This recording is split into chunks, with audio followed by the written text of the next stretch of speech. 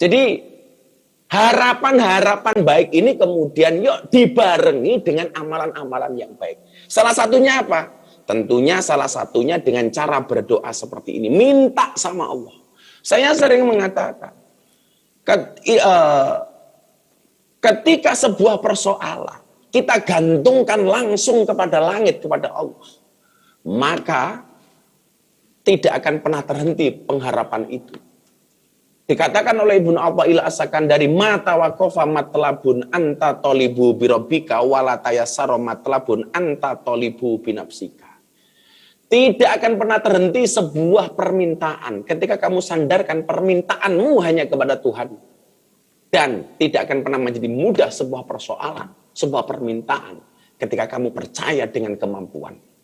Maka saatnya kemudian apa? Kita ketuk pintu langit, kita minta sama Allah supaya pandemi ini segera berakhir. Kita ingat ketika Nabi Yunus alaihissalam masuk ke dalam perut ikan, yang dia lakukan hanya satu, memperbanyak doa dengan doa la ilaha illa anta subhanaka inni kuntu minadz zalimin. La ilaha illa anta subhanaka inni kuntu minadz zalimin.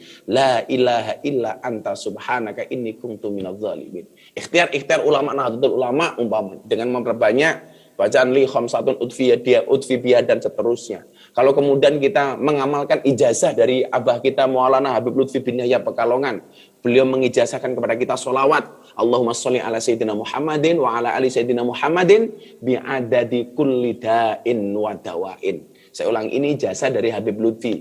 Mungkin yang belum tahu bisa Anda amalkan karena ijazah ini sifatnya umum. Untuk teman-teman Unitomo, Allahumma sholli ala sayyidina Muhammadin wa ala ali sayyidina Muhammadin bi'adadi kulli da'in wa dawain. Allahumma sholli ala sayyidina Muhammadin wa ala ali sayyidina Muhammadin bi'adadi kulli da'in wa dawain. Atau kita menggunakan ijazahnya Mbah Jat Nganjuk yang kemarin baru saja meninggal. Alhamdulillah sampai beliau meninggal sama sekali tidak tersentuh COVID. Ijazah dari beliau apa? Setiap habis sholat 5 waktu, membaca satu ayat dalam surat Yasin, salamun qawlam mir rabbir rahim, dibaca 8 kali, kemudian ditiupkan ke tangan kayak epek-epek, kemudian di apa lagi bahasa Indonesia ini, kemudian kita raupkan gitu, apa bahasa Indonesia ini, diusapkan ke wajah. Ini beliau mengatakan sebagai masker ghaib. Selain masker zahir yang kita pakai, seperti Bapak Ibu itu, kemudian kita lapisi dengan masker ghaib. Sekali lagi, ini jasa juga bersifat umum, minta disampaikan kepada semuanya, membaca salamun qawlam mir rabbir rahim sebanyak 8 kali. Coba kita baca bareng-bareng. Bismillahirrahmanirrahim. Salamun qawlam mir rabbir rahim. Salamun qawlam mir rabbir rahim. Salamun qawlam mir rabbir rahim. Salamun qawlam mir rabbir rahim. Salamun qawlam mir rabbir rahim. Salamun qawlam mir rabbir rahim.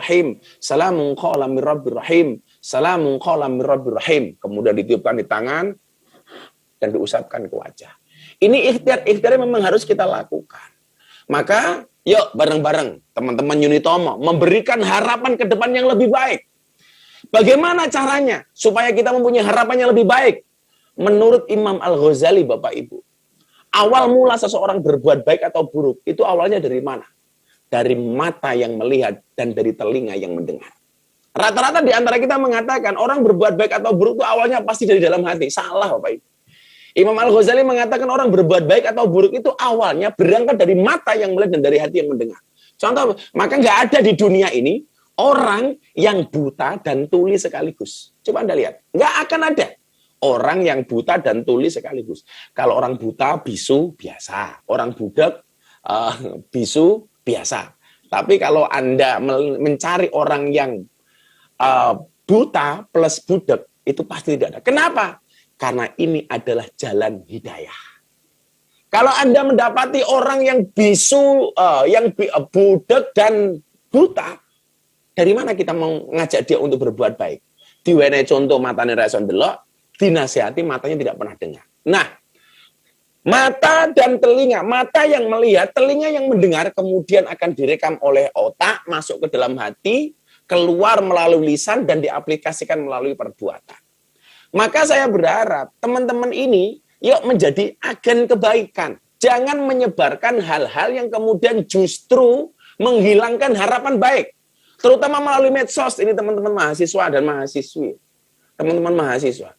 Hari ini banyak kemudian orang mengalami ketakutan-ketakutan yang berlebih-lebihan.